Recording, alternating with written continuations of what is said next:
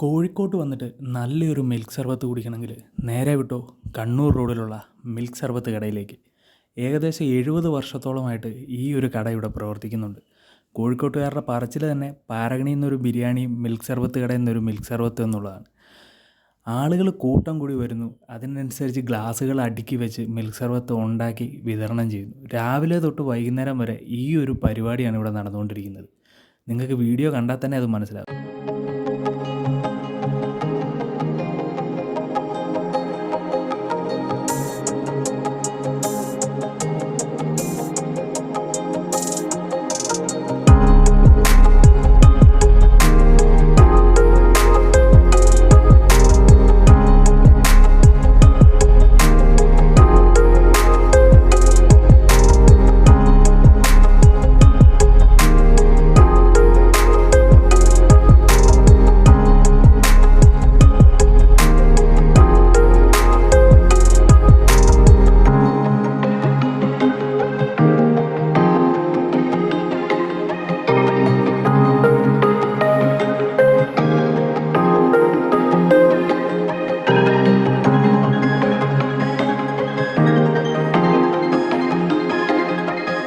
അങ്ങനെ ഞങ്ങളും കുടിച്ചു ഓരോ മിൽക്ക് സർബത്ത്.